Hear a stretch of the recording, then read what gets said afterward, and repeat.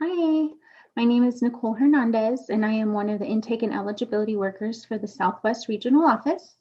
And today I will be presenting our PowerPoint on the DD waiver. So let me just share my screen.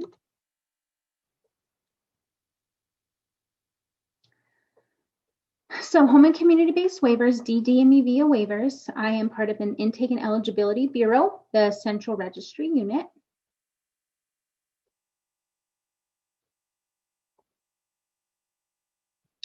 The eligibility workers in the Southwest Regional Office are Bernice Rivera and myself, Nicole Hernandez.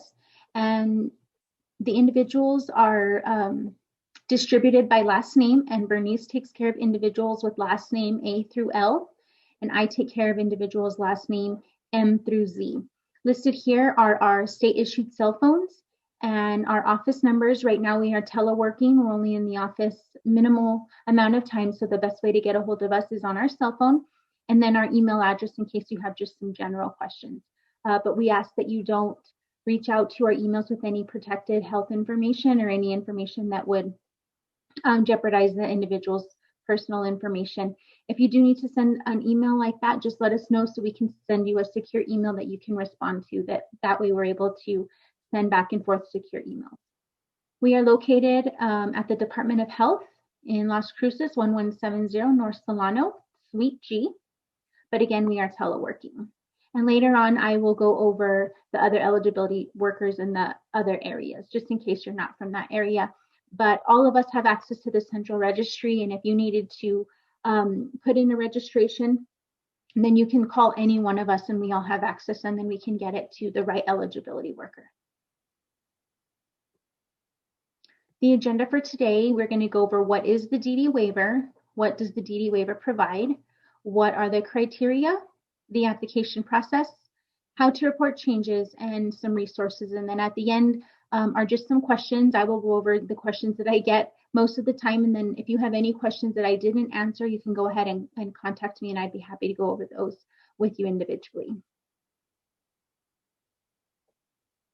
So the biggest question that we get is, what is the DD waiver?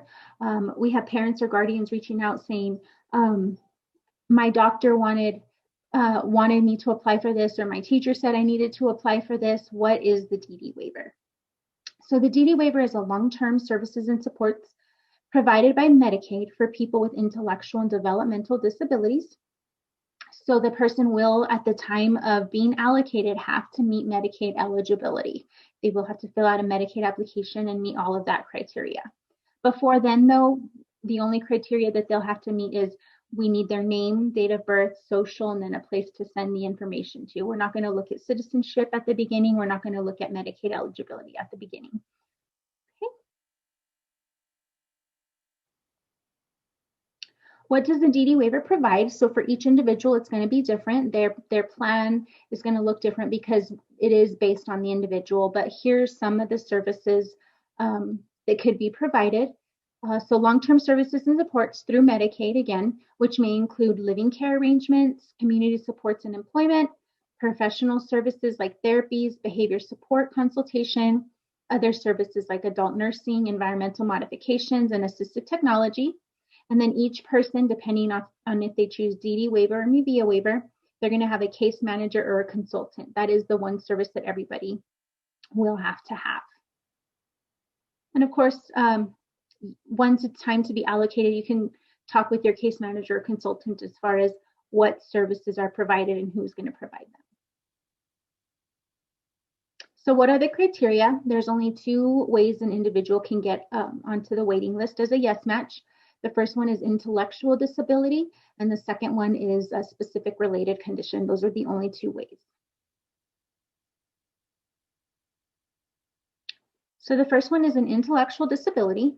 What we're looking for is significantly sub-average intellectual functioning, which is an IQ of 70, equal to or less than 70, and a deficit in adaptive behavior existing concurrently. So we're looking for an adaptive behavior composite as less than or equal to 70 as well. And then we have to show that the intellectual disability onset prior to the age of 18, so 17 and under. Specific related condition, this is the second way. Severe chronic disability other than mental illness. It has to have manifested prior to the age of 22. It needs to result in an impairment of general intellectual functioning or adaptive behavior, similar to that of an individual with an intellectual disability. So we're looking for an IQ or adaptive behavior score less than or equal to 70. It has to be lifelong and indefinite. And it needs to result in substantial functional limitations in at least 3 of the following areas of major life activity: self-care, expressive and receptive language, learning, mobility, self-direction, capacity for independent living, and economic self-sufficiency. We need 3 different areas. They can't be all in the same area. And they need to be super specific. So something like Nicole needs assistance in self-care. That wouldn't work because it doesn't tell me what Nicole can do or what Nicole can't do. It doesn't tell me where she's at. It has to be specific to what can that individual do or what are they unable to do. Okay, we did have a definition change go into effect October 1st, 2020.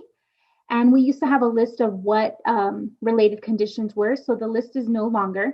The definition change kind of just left it open to severe chronic disabilities.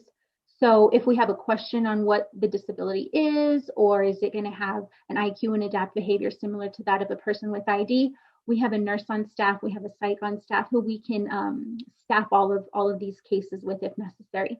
But some examples of related condition are autistic disorder, chromosomal disorders, syndrome disorders, inborn errors of metabolism, cerebral palsy, developmental disorders of brain formation, and a seizure disorder. Anyone who comes to us with a seizure disorder, we're going to send up to our nurse to see if it's lifelong and indefinite. We're going to see if the scores are there. We're also going to see maybe what meds they're on.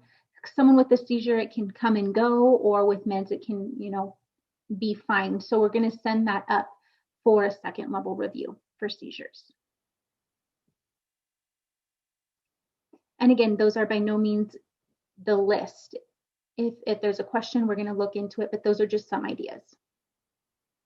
The application process. So the first thing is a registration form. It's a 1-page form that can be filled out over the phone, faxed in, or mailed in. It says on here that it could be in person, but due to COVID right now, we're really not taking any in person.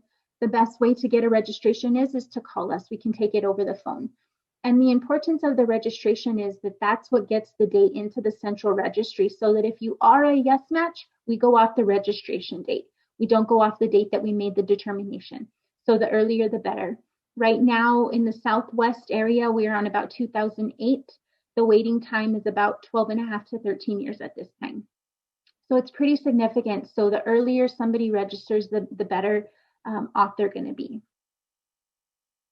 The application is mailed to the individual once we receive the registration, and they have initially 30 days to get us the application.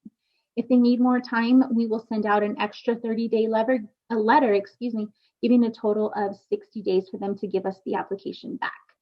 The application includes, it's a front and back and then 1 page, so it's about 3 pages: name, address, phone number, who do you live with, where are you getting services from, what schools do you attend, and then any other comments. It's going to have a release form to assist you in obtaining records. Also, that can assist us in helping you get records. And it will have a HIPAA form that needs to be signed by the individual if they are over the age of 18 and their own guardian, or if they are not a parent or a guardian. The HIPAA form is what is the signature page for the application. Once we receive the application back, we're going to send a letter officially requesting documents. What we're looking for is educational records, diagnostic evaluations, medical records related to the specific related condition. We give 30 days for you to provide those to us. Again, if you need more time, we're going to send out another 30-day letter, giving a total of 60. Right now, because of COVID, we're taking everything, case by case. Of course, if you're unable to because you're experiencing delays due to COVID, you're not able to see the doctor, just let us know. We need to be kept in the loop as far as what's going on, and then we can talk to you about the options that we have for getting us documents. And then also the eligibility workers can help if it comes to that. Application statuses, so yes match, this means a person has completed the registration, the application, they provided documents, and with the documents that they provided, they meet our criteria and they officially go on to the waiting list. And I want to be clear that the waiting list is different than the central registry. So anybody who registers, whether it's closed, did not complete, yes, no, they go on to the central registry. The waiting list is only for people who have been determined as a yes match and have that yes match letter. The next status is a child's penned. Individuals can apply as early as they have their social security number. So let's just say an individual had some diagnosis, let's just say Down syndrome, and they provided us documentation of that and they're 6 months old. They will go into child's penned until they turn around 8 or 9. At that point, we're going to reach out via letter and phone call and request new records to get the IQ score, adaptive behavior score, and substantial functional limitations. We'll also look at we'll also look to see if the individual was diagnosed with ID, and then we're able to make that final determination. But while they're waiting, they'll go into that child pen status. So they get credit for registering, and then they'll wait that whole time. Once they turn 8 or 9, we make that final determination. If it's a yes, then they officially go onto the waiting list, but they have that registration data from when they were 6 months old. If they're a no, then we close them out and they don't go onto the waiting list. And anybody who's closed is welcome to reapply at any time as long as they have new documentation. The next status is did not match criteria. So this is saying that the person turned in the registration, application, and documents. And with the documents received, they did not match our definition. Sometimes we don't get all the records, or for some reason, I don't know why we wouldn't, but it happens. Sometimes we don't get all the records, but we make a determination on the records that we received. Again, the individual can reapply, and if they have new records, or if they found new records, or if a new evaluation was completed, they can reapply. The last status is closed, did not complete application process. This is where we did not receive the application back, or we did not receive any records in order to make a determination. So those are our statuses. Changes to report. A question that I get often is, I heard that if we don't call in to check our status, we get kicked off the waiting list. Is that true? No, it's not true. We do want the individuals who are on the waiting list to call in about once a year just to make sure we have the correct address, correct phone number, that the guardian information is up to date if that's the case, or if the individual has turned 18. We just want to make sure everything is up to date. And then at that point, we can tell you where you're at on the waiting list. There's not like a list, a numbered list. What I mean by that is we can tell you where we're at, where the last individual who went into service registered, and so you'll be able to see how far away you are from where we're at now.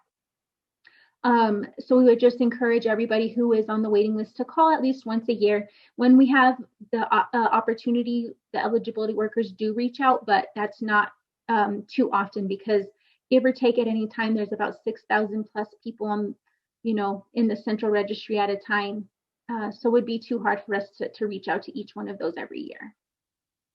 So anytime there's a change in contact information, living situation, please contact your eligibility worker. Even if you received a letter in the mail stating that the applicant is on the waiting list, we still want you to reach out for any changes. DDSD offices, so we have an office in Albuquerque, Southeast, Southwest, Northwest, and Northeast. These are the regional offices, and these are the office numbers. So again, we are teleworking, so you can't get somebody on these numbers. The next screen has the numbers for the eligibility workers. Okay. So in the Metro office, they have Catherine, and she has A through F, last name A through F, Miles, G through O, Mickey, P through Z, and their cell phone numbers are listed. The Southeast office has Elizabeth, A through L, and Laria, M through Z. Southwest again is Bernice, A through L, and myself, Nicole, M through Z. Northwest has Cheryl, and Northeast has Renee.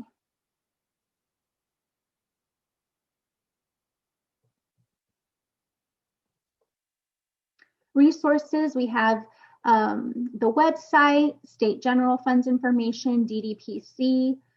For anybody who maybe is interested in guardianship, that's where we refer to.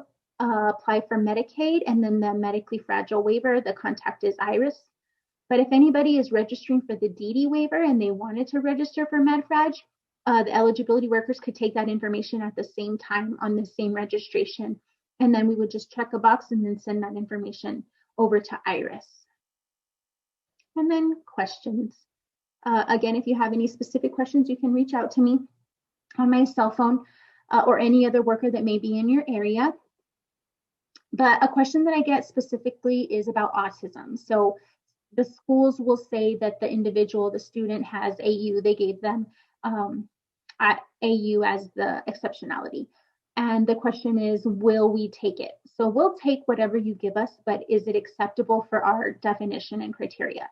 No. Autism, those are medical conditions, and we require medical documentation of them in order for the person to meet our criteria. If somebody has autism, if there's an autism evaluation, we do need that. So for AU, for the school, we will not take it. If the school has any medical condition listed, we're not going to take it. We'll read it, we'll take the substantial functional limitations if there's any in the school records, but any medical diagnosis has to come from a medical professional.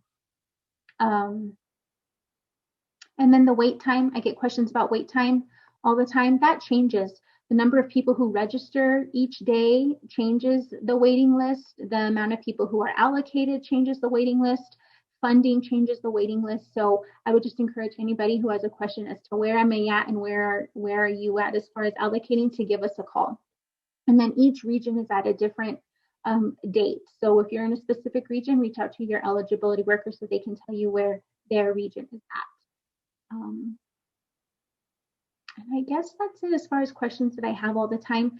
Schools are welcome to contact us and say, hey, we have this individual and we want to see if they're on the waiting list. We're able to give you a yes or no over the phone. We're not able to give any other information unless we have a release, but more than welcome to call and say, hey, we have this student. Are they registered? Yes or no? If it's a yes, thumbs up. If it's a no, I would encourage them if you think that they would qualify to register them at that time.